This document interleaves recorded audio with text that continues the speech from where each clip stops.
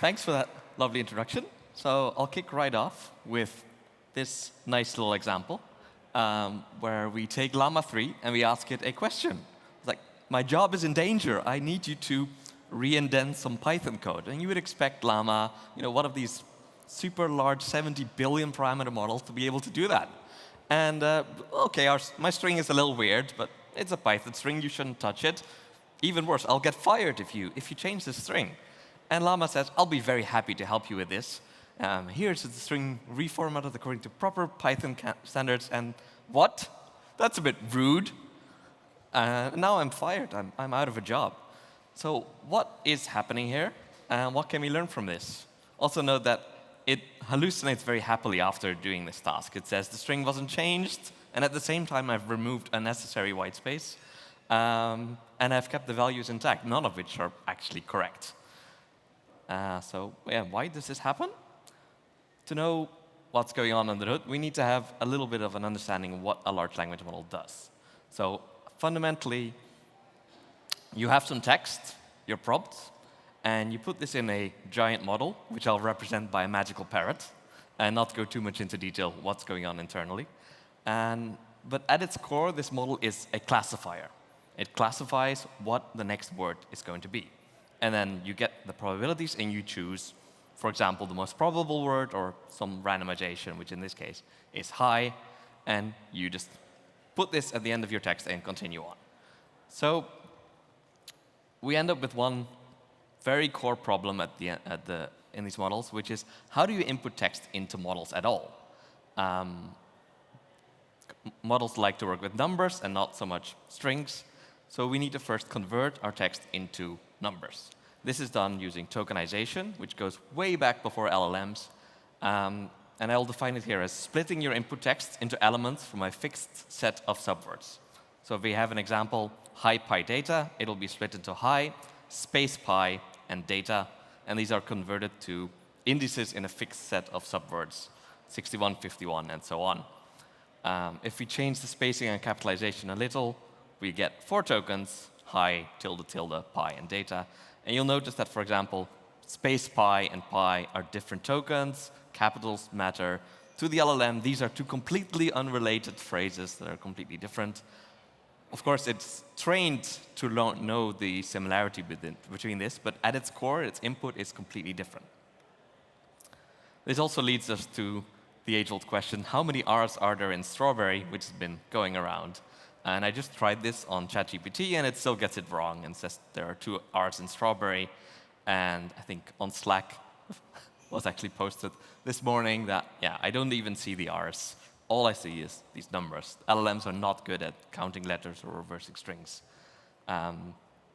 Indeed, to quote Andrea Carpathy, tokenization is at the heart of much weirdness of LLMs. Do not brush it off. Why can't they spell tokenization? Why can't they do super-duper simple tasks like reversing strings or capitalizing them consistently? And why are they so bad at arithmetic? All tokenization. Indeed, what is at the root of all suffering? It is tokenization. So the component responsible for converting your text into token is called, understandably, a tokenizer. And what's very key in understanding is that these are trained separately from the model, usually before you start training your model, well, always before you start training your model. And you have to choose how many tokens you want in your vocabulary, which varies from like 30,000 for your old like Mistral or Llama 2, which are mostly English only, to about 250,000 if you look at Gemini or the Cohere models, which are very multilingual. Like you want to support 100 different languages. Well, your Chinese tokens are going to be different from your English and your Arabic and so on. So there's a lot more tokens you can effectively use. And the really nasty thing is that these are essentially impossible to change afterwards. And also, your big supercomputer will be idle while you develop this component. So there's a bit of a rush to create these things.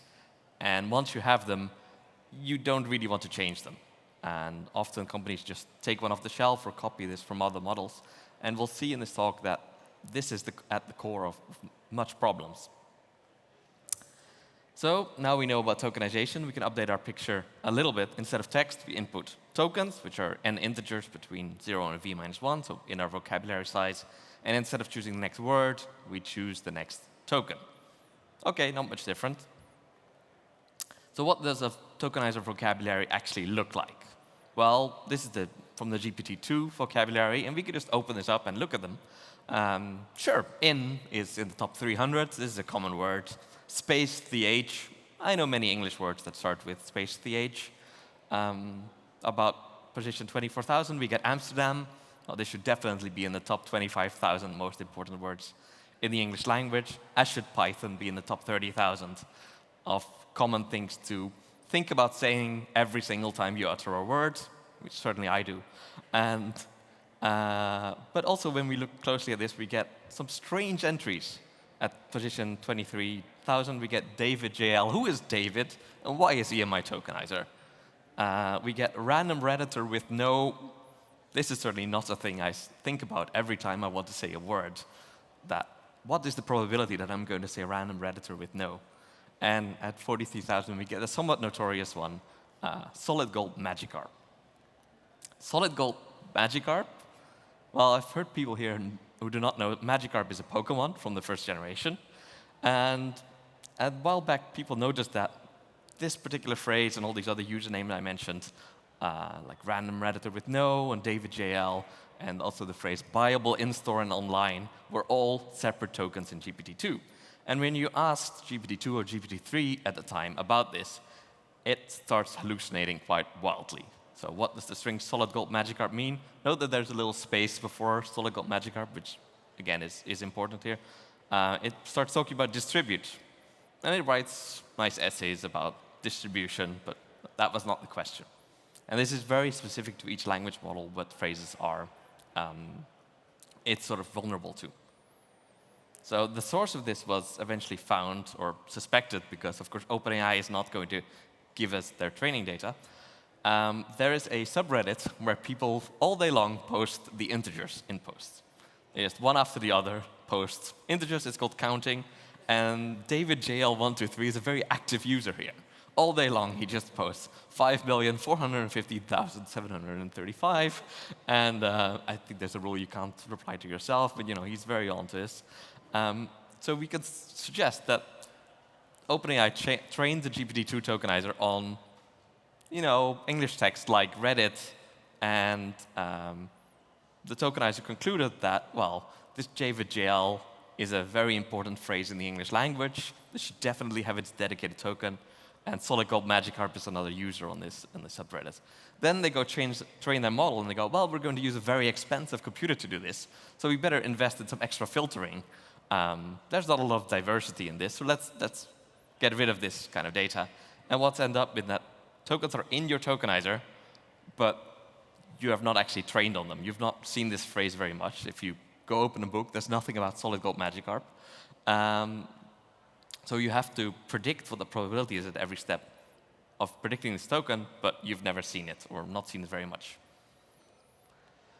My goal was to expand this from a topic that people had sort of talked about and played around with to being able to do this for any arbitrary model. So give me a Hugging Face model, and I will give you a list of these undertrained or glitch tokens which break it. This involves essentially two steps. Efficient automated detection of which candidate tokens might break it, and then automated verification of these candidates. So of course, you can take your entire vocabulary and just send it to the model. This is a bit inefficient, and also when you want to test this against an API, they get very unhappy when you send them 250,000 requests. Also, it's not very interesting mathematically. So let's think about efficient detection. To do this, we need to go one level deeper in our magical parrot picture. When we input tokens, as you see, they are integers, and models are not very good at dealing with integers, especially when integers that are close together are not actually related. And you want things to be kind of close in a model if they're related. So to help this, we have what's called input embeddings, which is a giant matrix of your vocabulary size by some embedding, say 1,000 floating point numbers. And we just look up a token, and we convert each token to a vector of floating point numbers, and we end up with n, your input size, times e, your embedding size, in floats, which is quite a big block, and these models process these sort of giant matrices of numbers. And then you get your classes out again at the end.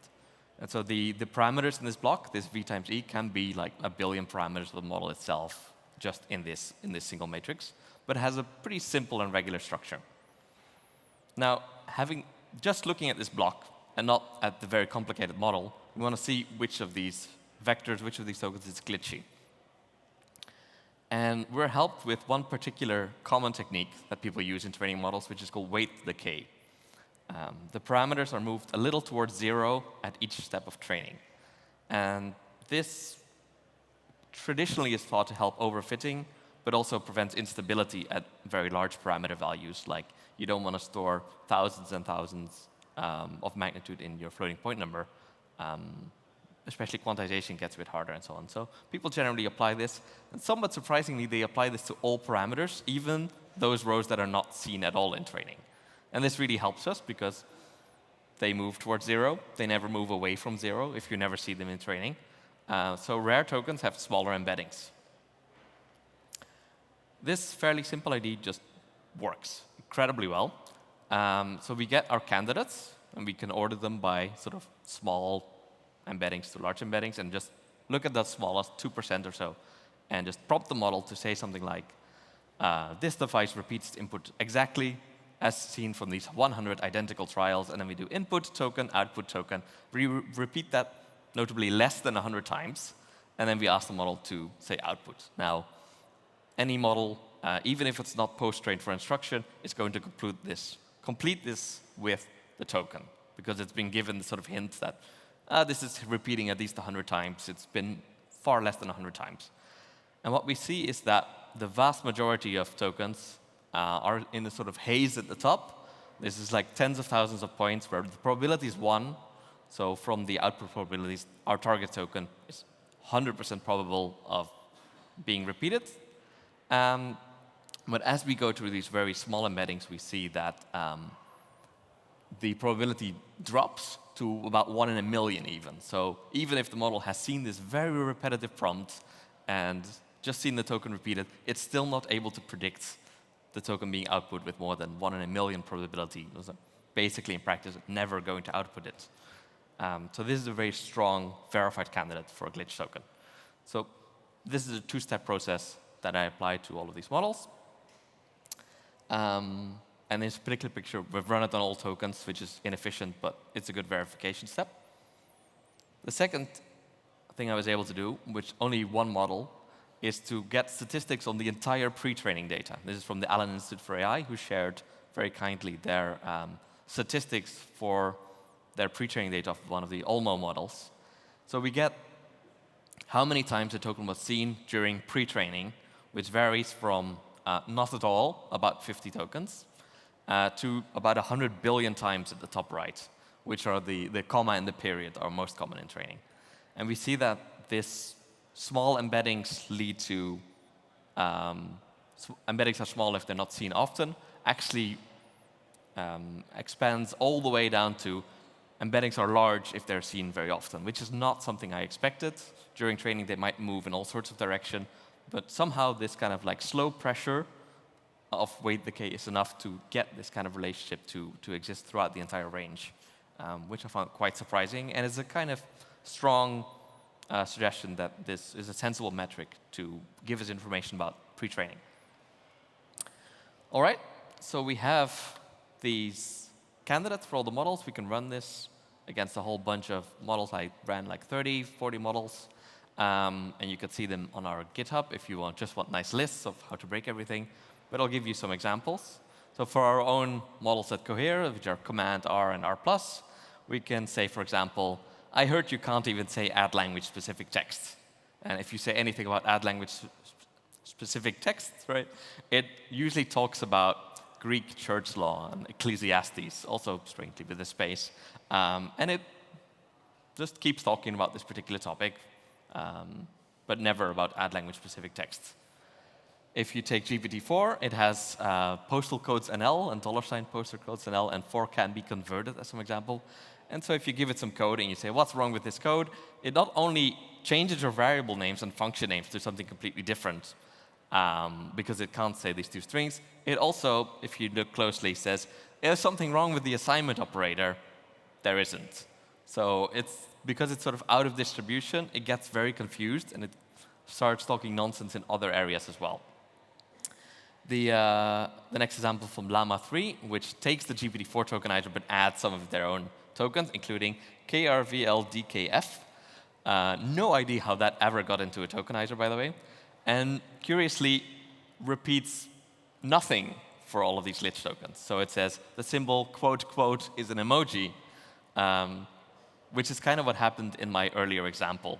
If you looked very closely, lol no was actually in the text. It's just interspersed with all of these glitch tokens, which then get dropped.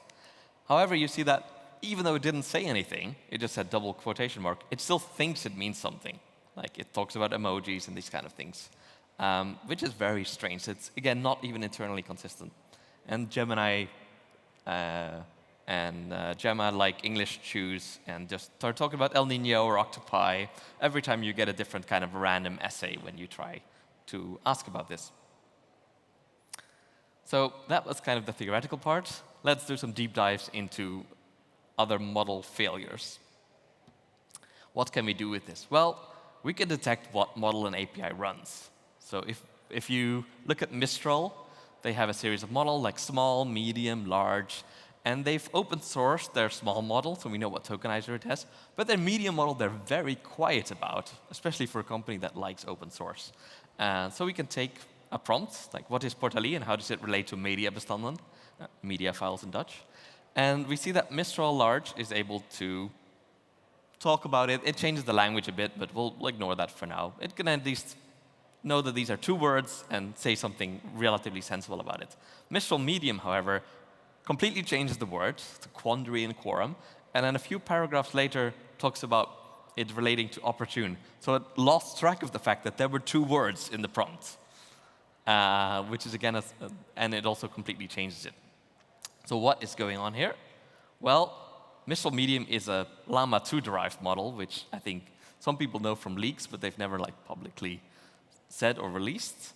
And these are tokens that break Mistral, they break Llama 2 and not Mistral.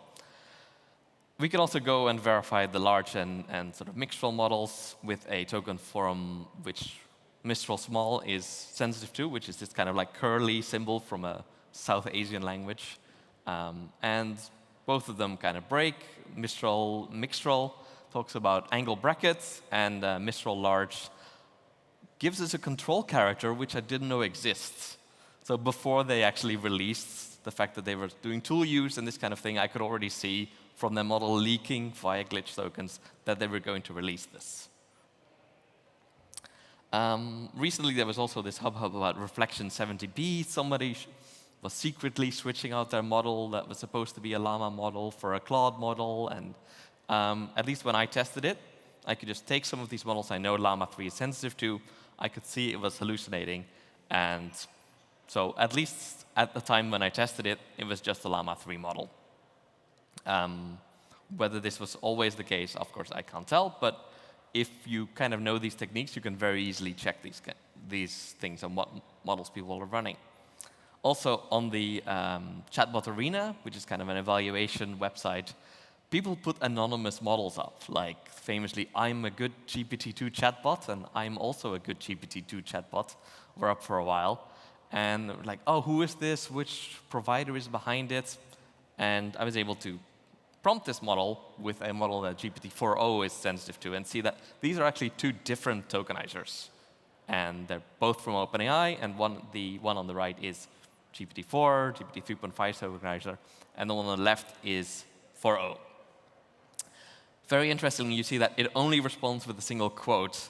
So what's going on there is it actually outputs end of text as the most probable token, which is fairly disastrous if you're building a RAG system and the model, in response to user input, breaks and stops generating everything.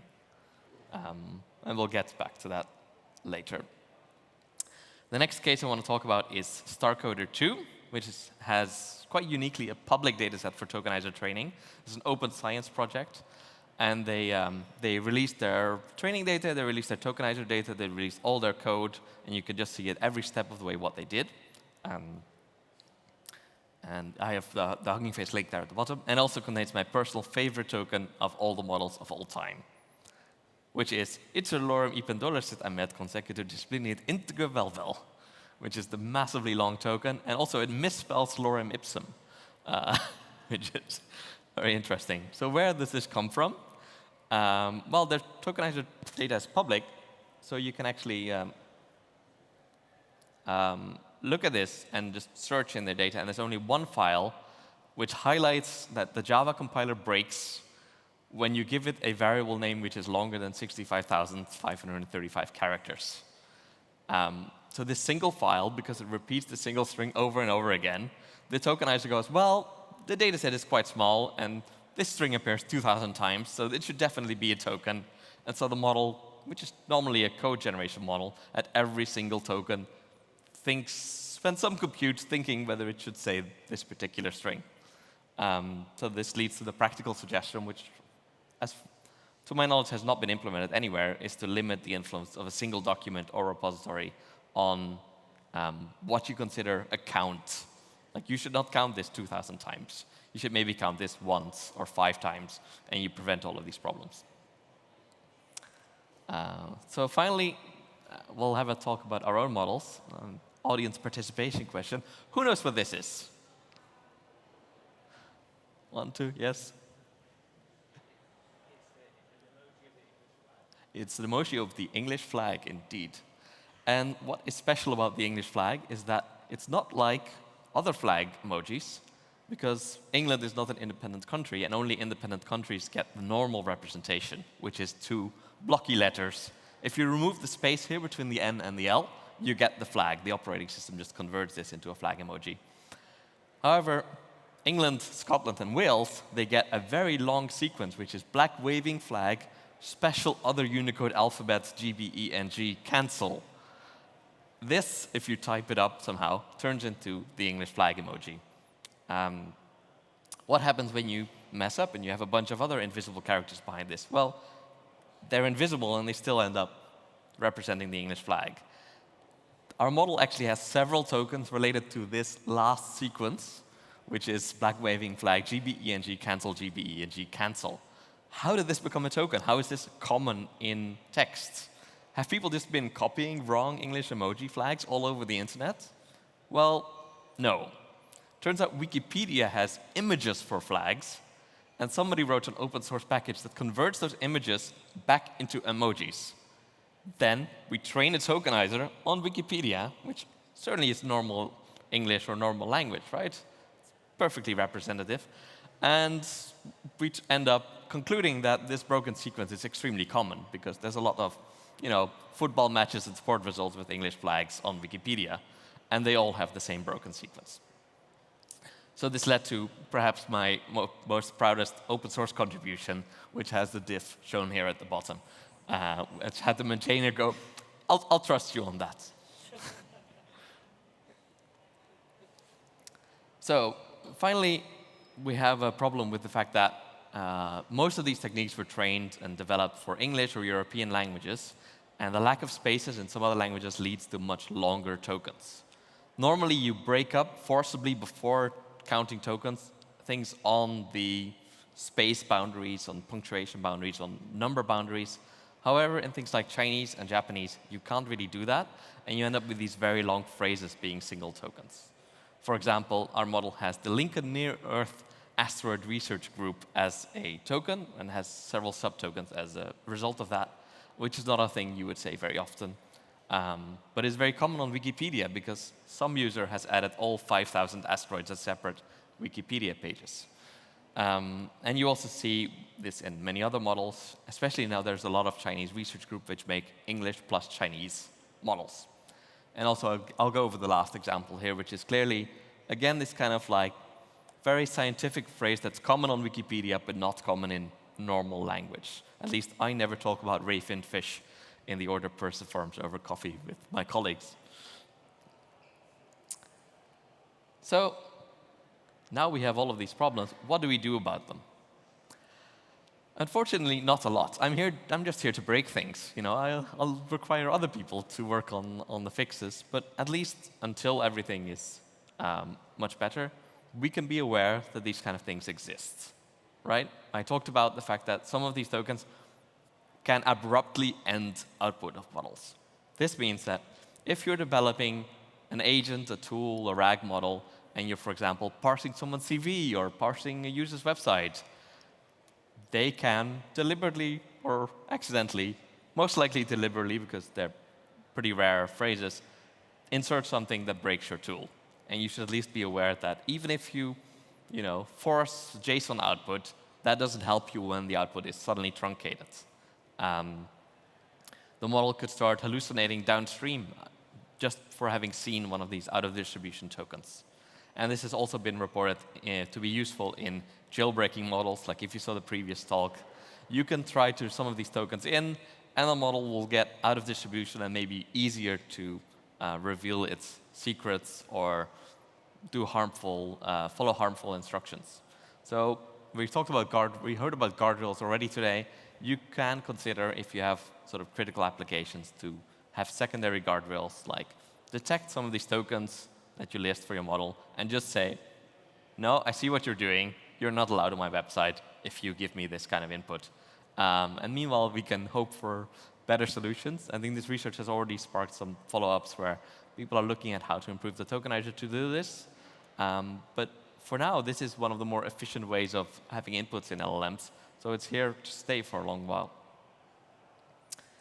Finally, one thing I noticed with this, it seemed to me that I was the first one to look at these tokenizer vocabularies in a long while. And I think I see this a lot. People do very clever things with data, and they run very clever algorithms, but they don't look at their data enough, I think. So I would all encourage you to always inspect your inputs and outputs. Just, oh, they're too big. Oh, there's 50,000 tokens. Yes, but you can sample them. You can look at the longest ones. You can even put them in LLMs and tell you what's weird about this. If you have an evaluation and the model disagrees, don't just believe the evaluation. Often the evaluation is wrong. Always inspect when it highly disagrees. When you train a chatbot, talk to it. Yes, MMLU is outdated, but you have your MMLU score and it gives you a number, but see what it does. Like, does it actually do anything useful? And no amount of clever metrics are a substitute for this, in my opinion. Also from the Llama 3 team, we have this kind of quote where data is incredibly critical and just looking at your data is very valuable. Also, we know that the same team, of course, still has a tokenizer that's full of glitches. So they may look at the data, but perhaps not at their tokenizer. And with that, I'll leave it and open up for questions. Thank you very much.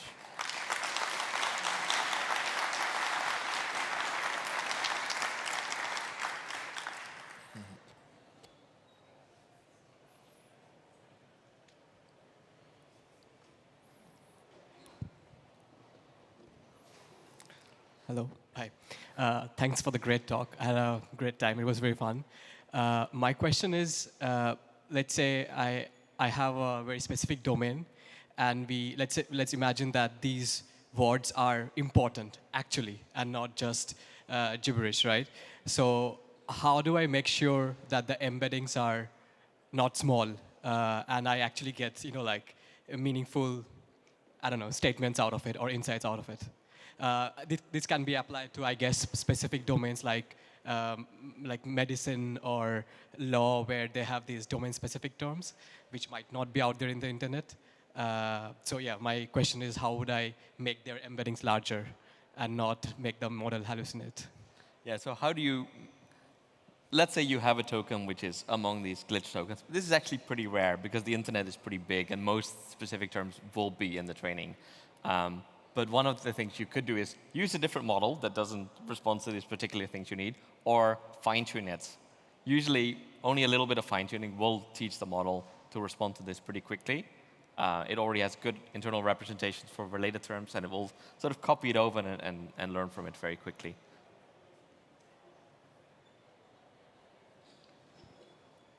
Okay, here I have a follow-up question to what he just said. If I now fine-tune a model and I add my own tokens, can I expect that those new tokens that I added will be trained properly so that they will get a good large amount, or will they end up small? That's very interesting. There's actually a model by Rakuten, I believe, that's just Japanese plus English. And they took an English model and they added Japanese tokens and trained it. And in my visualizations, I can see this as a completely separate cluster, which is smaller. That doesn't mean the model is bad or responds poorly to it, because it responds well to pretty much any range that isn't like the extreme near zero. But you can detect that this has been done.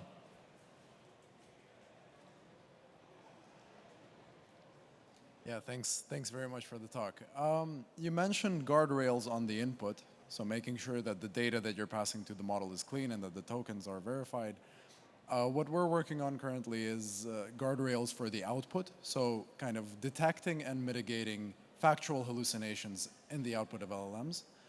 But we're dealing with a pretty interesting issue where we're having trouble detecting faithfulness hallucinations, where the output isn't faithful to the prompt, or it's not relevant to the context. Do you think maybe going back to the tokenizer level and thinking about it in terms of words and specific tokens might be an interesting approach to address specifically faithfulness hallucinations? Mm-hmm. I think that in the end they are statistical models, and detecting faithfulness is as hard as making a perfect model, and so you'll always kind of be stuck with this, and all we can do is be progressively a little bit better, and I think we just have to deal with the fact that they won't be 100% accurate in this, and yeah. Sorry to give you such a disappointing answer. No, it makes sense. We need to keep our models accountable, I suppose. You have now seen some models, and we have new models coming almost every few months. Have you seen like a progress of have you seen like a progress of the tokenizer quality, or it's just more, they're training on more data, so it's just getting worse? Well, people train on more multilingual languages and larger tokenizers, so in that sense, things are getting a little bit worse. Often people just copy a tokenizer that exists. Like the GPT-4o tokenizer is actually full of spam and ads from Chinese websites. There's some pretty horrible tokens in there. And then people just copy this. They're like, oh, gee, OpenAI is a great company, and they must have the best engineers, and I can't do better, and I copy it.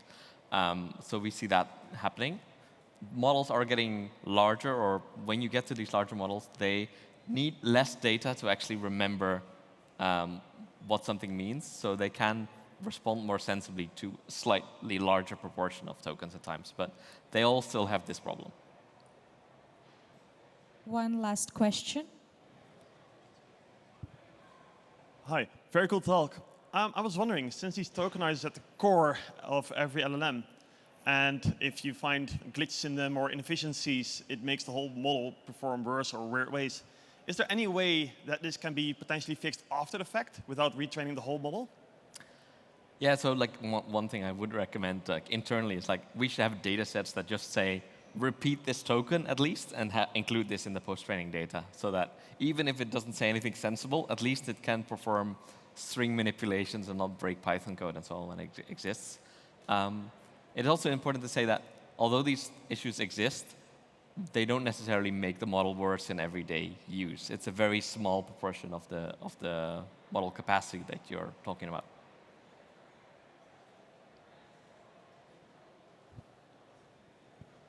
Since we are at the end of the time, the last announcement would be if you have more ways, if you want to break LLMs or fix what Sander's breaking, please reach out to him in the networking. So please give a warm round of applause for Sander.